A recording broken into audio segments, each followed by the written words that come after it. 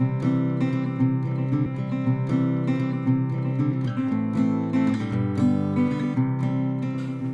whether you're a college student or you're thinking about going to college, one of the things I wish I knew before I started going to college was that college textbooks are super expensive. So I was thinking about this, and I was thinking that I would make a video about how to save you guys some money and how to deal with the college textbook situation. First off, yeah, you can go to like a curriculum and figure out what kind of textbooks you're going to need for your classes, but I would advise you not to buy the textbooks before going to the first class. And I say this because as someone who's been to college before, there's been plenty of times where I've taken classes and I was the guy who always came prepared. I always bought all the textbooks before the start of the class. I would go and I'd spend all this money on textbooks. And I was like, yeah, I got financial aid, so I really don't care. It's not like it's money out of my pocket. But in the long run, I could have saved myself some money and would have had a little extra money for myself if I had not bought all these textbooks. And especially buying them from college bookstores, let's face it, they're out to rip you off. They're out to it's pure profit for them just to make money on textbooks. Go to the class and ask your professor in that first class, are all these texts going to be used in the class? Are they required reading? And then you'll know whether you have to purchase it or not. Now, if it's your core classes, what you're going to school for, then yeah, you're definitely going to need these textbooks. But if it's a gen ed class, I would recommend renting the textbooks. Yes, nowadays you can rent your textbooks, and it's so much cheaper to rent a textbook than it is to buy it outright. Because let's face it, sometimes one time you're going to use a textbook for some gen ed class you're never going to do again. So why pay $100 or $200 for some book you're never going to use again?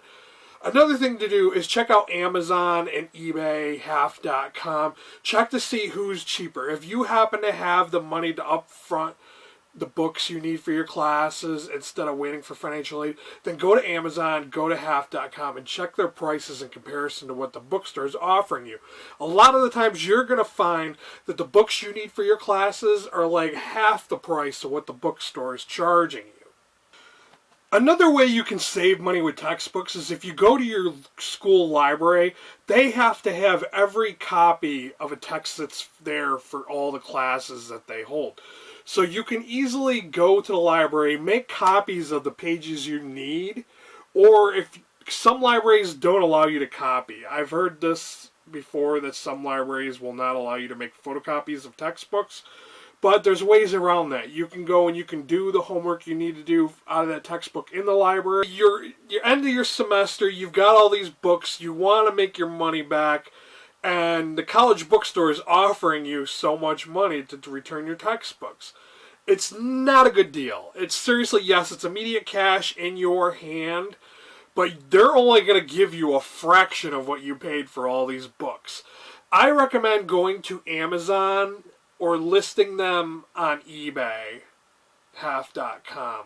There's a couple other different websites where you can sell books at.